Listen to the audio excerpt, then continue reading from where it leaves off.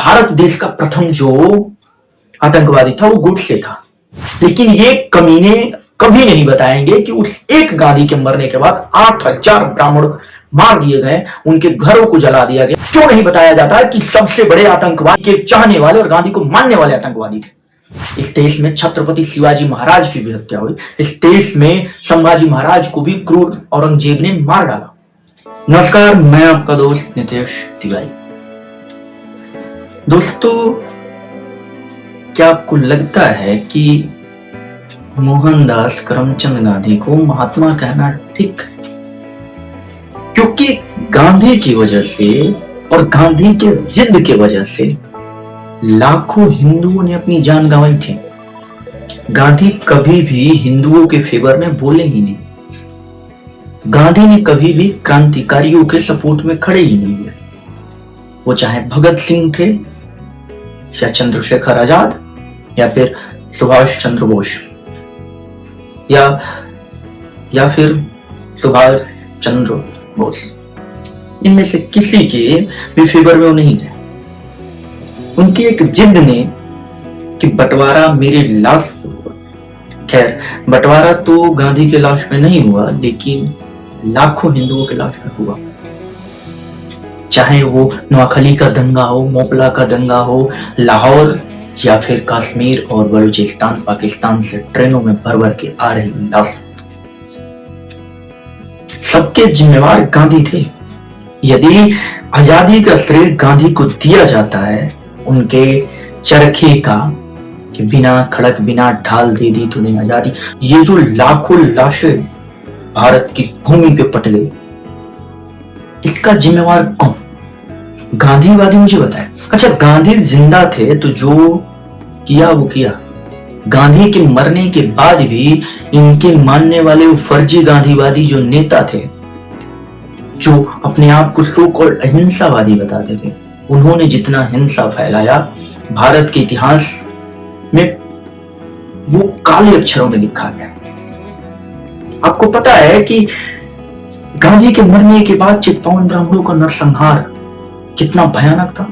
आइए मैं बताता हूं। सन था 1948, 30 जनवरी शाम 7 बजे परम श्रद्धेय आदरणीय ब्राह्मणों के गौरव स्वर्गीय श्री नाथूराम गोडसे जी ने गांधी का वध कर डाला।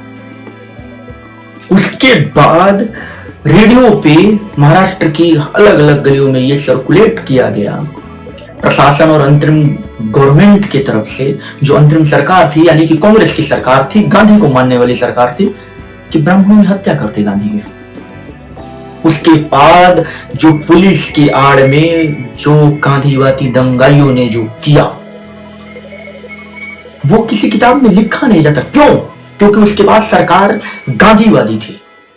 70 सालों तक गांधी की सोच नजायज औलादों की सरकारें थी, इसलिए कभी लिखा नहीं गया। 8 से 10,000 ब्राह्मण मारे गए, चित्पावन ब्राह्मण से लेके और महाराष्ट्र के ब्राह्मण जो थे मारे गए। उसमें महान क्रांतिकारी नायक दामोदर सावरकर के बड़े भाई को भी इन आतंकवादियों ने पीट पीट के मार डाला। हालांकि वो उस वक्त नहीं मरे, लेकिन कुछ दिन बाद, 2-3 दिन बाद उनकी मृत्यु हो गई। कारण वही था। ये फर्जी गांधीवादी और कांग्रेस के जो दलाल हैं, ये तो अब दिन में 4 बार कहते हुए मिलेंगे कि भारत देश का प्रथम जो आतंकवादी था वो गोडसे था, लेकिन ये कमीने कभी नहीं बताएंगे कि उस एक गांधी के मरने के बाद 8000 ब्राह्मण मार दिए गए, उनके घरों को जला दिया गया, उनकी फैक्ट्रियां जला दी गई, उनकी दुकानें जला दी गई, बच्चे बूढ़े सबको मारा गया। तो क्या वो 8000 मारने वाले जो थे वो क्या थे? शाम की दूत थे? क्यों नहीं बताया जाता कि सबसे बड़े आतंकवादी गांधी के चाहने वाले और गांधी को मानने वाले आतंकवादी थे? भारत को ये क्यों नहीं बताया जाता कि एक गांधी के मरने की वजह से 10,000 लोगों ने अपनी जान गंवा दी। इस देश में छत्रपति शिवाजी महाराज की भी हत्या हुई। इस देश में संभाजी महाराज को भी क्रूर औरंगजेब ने मार डाला। 40 दिनों तक यातनाएं देखें। उसके बाद भी किसी मराठा ने मुगल बच्चों को और बूढ़ों को और पत्नियों को नहीं मारा। तो फिर क्यों सो कॉल्ड हिंसावादी महात्मा कहे जाने वाले मोहनदास करमचंद गांधी के अनुयायियों ने 10,000 ब्राह्मणों को मार दिया। मैं डे वन से कहता हूं कि नाम गांधी महात्मा था और ना ही उसको मानने वाले कोई महात्मा थे। आपका इस पे क्या विचार है, आप जरूर बताइएगा। जय भवानी।